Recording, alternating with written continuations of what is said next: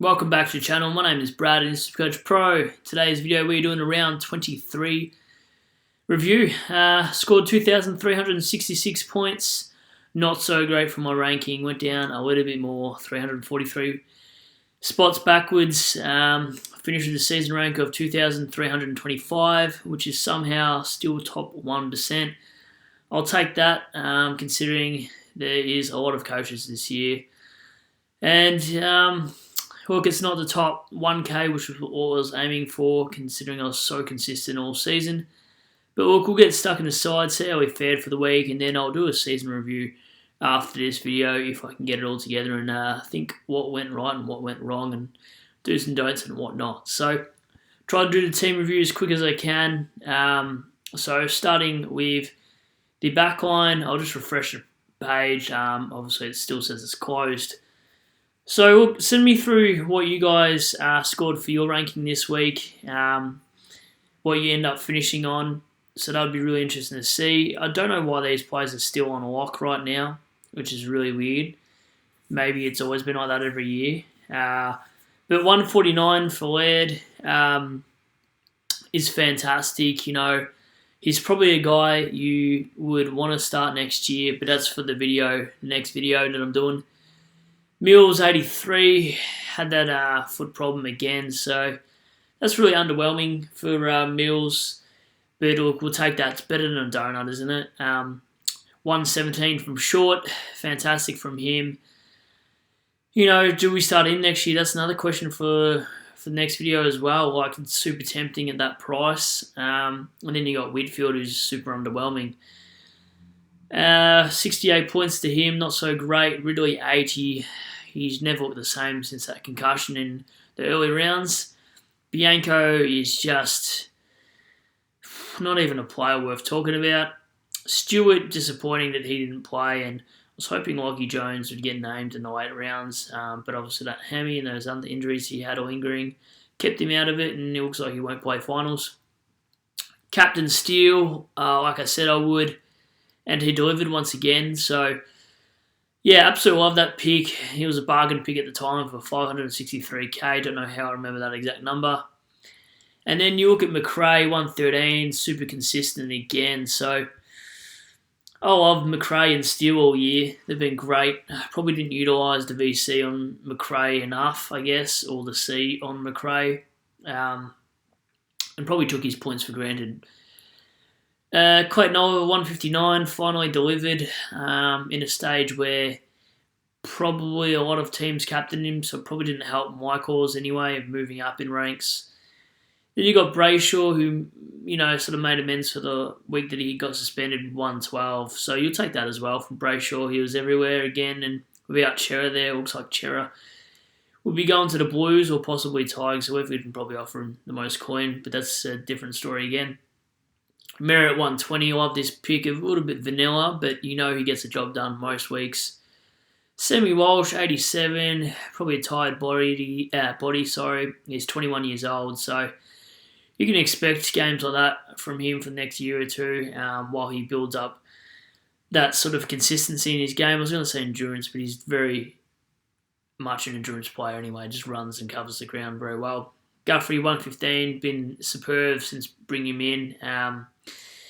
Probably not a guy you'd pick next year. He's, you know, come to that 30 bracket. But yeah, for that, you know, gap filling position for the last 4 or 5 weeks has been brilliant.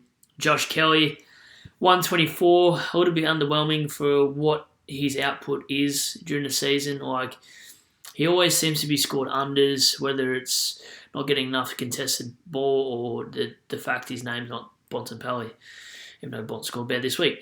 Bramble, 65. You know, a lot of people would have fielded him with the injuries going on. And if you had to field Newcomb, that's super unlucky. McRae was rested. So these guys, you might even start next year, knowing that, you know, they've been in the system a little while longer. You don't mind paying up for players that you know are going to get games, especially rookies, unless you find a few cheap ones next year. Grundy, so underwhelming.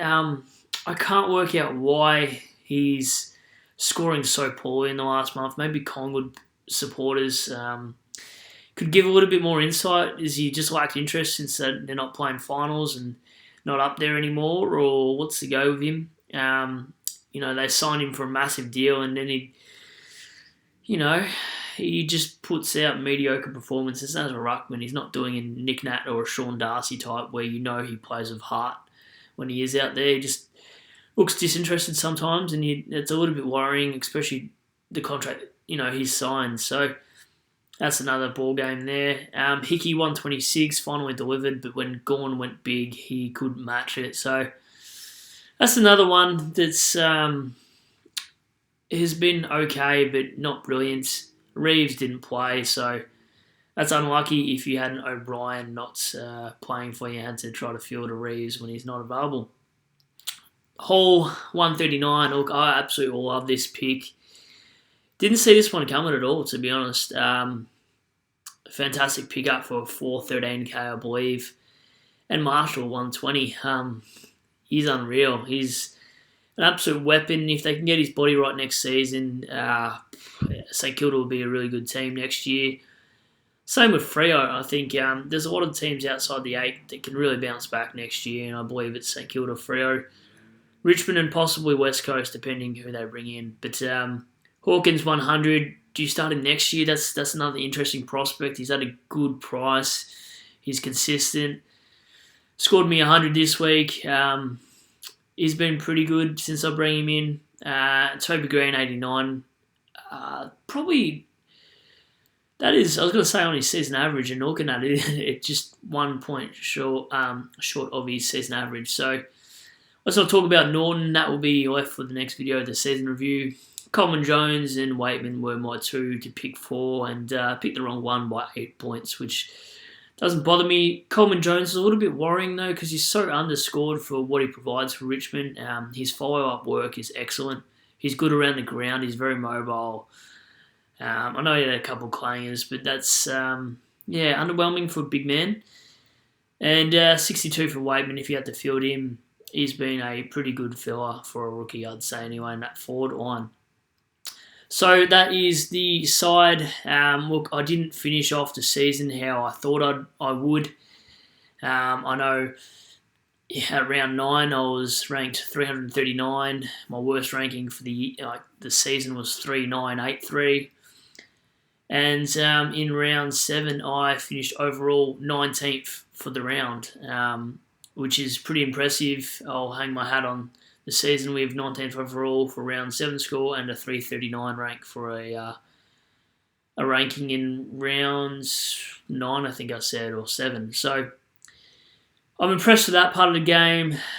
Probably didn't trade too well at the end of the season. I'll do part 2 just because it's too long to do a part 1 in a season review, in my opinion.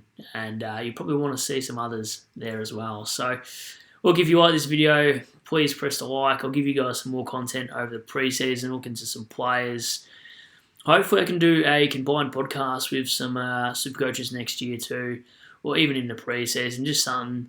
So there's a little bit extra on the channel here. And look, I hope you guys went really well. Let me know what you finish off as the season ranking. I'd absolutely love to know. And yeah, hopefully you guys finish off really strongly, and I will catch you on part 2 shortly.